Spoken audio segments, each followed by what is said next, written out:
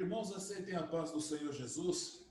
Esse é o segundo de 10 episódios sobre a aparência cristã. Olha como as coisas mudam. Dos anos 50, anos 60, não era comum nem sequer a mulher ímpia mostrar os joelhos. Quando ia à praia e estivesse aparecendo os joelhos, isso denotava sensualidade. Hoje, as vestes curtas e decotadas estão em alta no meio cristão. Então, como lidar com Romanos capítulo 12, versículo 2? Diz assim: não vos conformeis com este mundo, mas sede transformados pela renovação do vosso entendimento, para que experimenteis qual seja a boa, agradável e perfeita vontade de Deus. O problema dos limites é que as pessoas insistem em descobrir o quanto podem ir longe de Cristo e de seus ensinamentos, enquanto deveriam se questionar sobre o que fazer para chegar mais perto dele. Uma coisa é certa, é necessária uma mudança completa, interna e externa. A isso se dá o nome, sabe de quê? Conversão, que significa transformação. Se não há mudança, não há convertimento, apenas um engodo. Jacó foi exemplo de quem entendeu que a conversão também tem que ser no exterior e que vai além dos limites da alma. Ele deu um exemplo literal de como o abandono dos enfeites e da idolatria tem a ver com a reconciliação com Deus. Quando ordenou a sua família e aqueles que o acompanhavam que se purificassem e mudassem de suas vestes antes de ir ao lugar sagrado.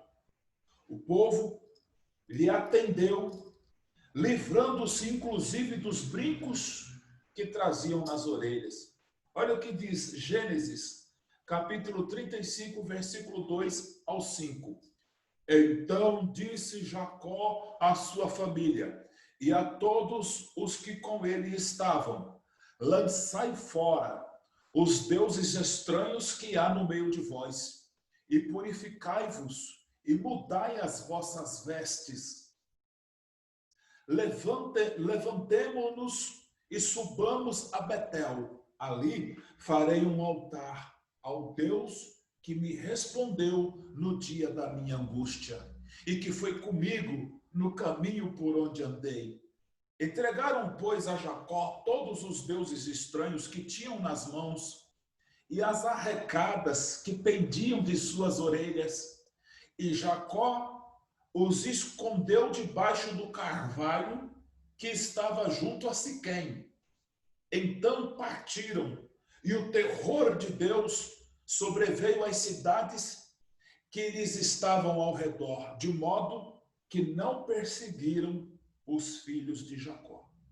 Eu fiz questão de pegar essa referência, em especial do Velho Testamento, para mostrar que desde lá, desde o princípio, essa prática ela já não era bem-vinda, embora muito praticada pelos cristãos da época, as pessoas que temiam a Deus.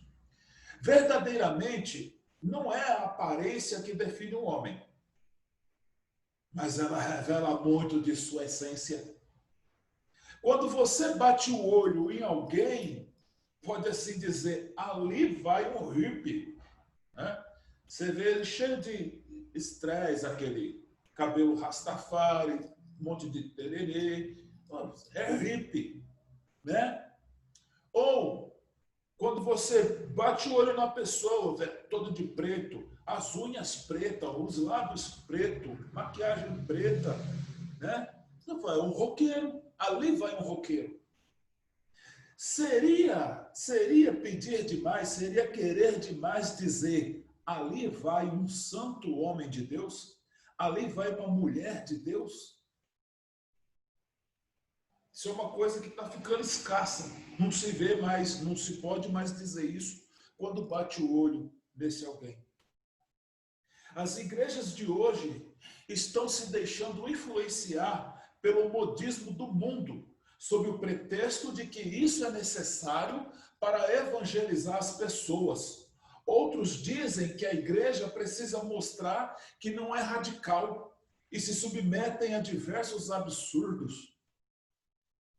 Consequentemente, nos deparamos com igrejas totalmente permissivas quanto ao modo de vida mundano e cada vez mais longe dos princípios de Deus. Mas o verdadeiro cristão deve agir de forma que edifique não só a ele, mas a todos à sua volta. Romanos capítulo 14, versículo 21 diz assim: é bom não comer carne. O que é isso? É para não comer carne? É uma parábola. É bom não comer carne, nem beber vinho, nem fazer qualquer outra coisa com que teu irmão venha a tropeçar. Contudo, este mandamento aos romanos não é observado por alguns que autos se intitulam crentes, mas escandalizam até mesmo os que não são. Está claro que tudo isso não passa de desejos carnais, de uma forma de externar rebeldia e obstinação, de querer ser diferente dos demais irmãos. Isso é como abrir porta para o diabo agir. Não é direito que a igreja se adeque à personalidade e jeito de ser de cada indivíduo, mas cada um de nós é que devemos nos adaptar e respeitar os critérios da igreja. Hoje, a igreja, que é a noiva do Cordeiro, se maquia não só para esconder as suas imperfeições, mas também para disfarçar seus erros e pecados. Vemos igrejas enormes em vários lugares. São grandes no tamanho, mas pequenas na unção. São grandes em membresia, mas são pequenas em salvação. A noiva não está crescendo, ela está inchada. Porque o seu crescimento não é verdadeiro, não é para o céu, é só status, é só aparência. Hoje, as pessoas vão às igrejas para ouvir o pregador dizer aquilo que elas querem ouvir, não aquilo que Deus quer falar. Quem tem medo da verdade, jamais poderá ser liberto pela verdade. Quem não ouve a voz do bom pastor, acaba ouvindo a voz do impostor. Igreja significa chamado para fora, fora do mundo. Realmente é verdade que Deus quer o nosso coração, mas de que adianta se o coração estiver cheio de coisas do mundo? Não podemos esquecer que o Senhor nos separou para sermos diferentes do mundo e que jamais devemos compartilhar os mesmos prazeres. Segunda carta a Coríntios, capítulo 6, versículo 14 ao 18, diz assim: não se juntem com os descrentes para trabalharem com eles. Como é que o certo e o errado podem ser companheiros? Como podem viver juntas a luz e a escuridão? Como podem Cristo e o diabo estar de acordo? O que é que um cristão e um descrente têm em comum? Que relação pode haver entre o templo de Deus os ídolos pagãos os adereço, pois nós somos templo do Deus vivo. Como disse Deus, habitarei com eles, e entre eles andarei. Serei o seu Deus, e eles serão o meu povo. Portanto, saiam do meio deles e separem-se, diz o Senhor. Não toquem em coisa impura, e eu os receberei e lhes serei pai, e vocês serão meus filhos e minhas filhas, diz o Senhor Todo-Poderoso. Bom, eu gostaria de fazer uma ilustração aqui para a gente entender melhor como é isso na prática. Certa vez, uma turma de amigos corintianos, confesso que eu vou falar de time aqui com imparcialidade, tá? Era uma turma de amigos corintianos. Resolveu se reunir para assistir uma partida de futebol contra o Palmeiras. Todos estavam muito empolgados até que um deles chegou vestindo uma roupa verde e branca. Percebendo o estado de choque dos demais, disse: calma, gente, essas vestes não mudam o que eu sinto pelo meu time, porque todos nós sabemos que o Corinthians é preto e branco.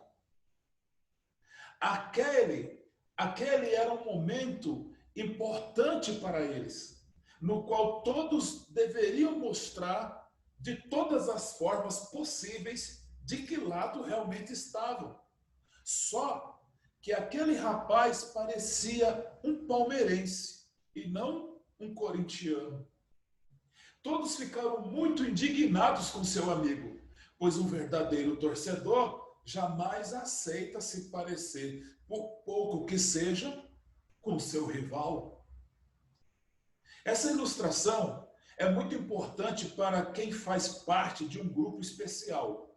Como cristãos, somos tentados a cada dia a nos parecer com o time do adversário. Sabe quem é? Muitas vezes acreditando que essa semelhança não afeta a nossa relação com Deus e nem o nosso exemplo para com o mundo. Não é bom parar para pensar? Este foi o segundo episódio de 10 sobre a aparência cristã. Muito obrigado. Fique na paz do Senhor Jesus e que Deus abençoe a todos.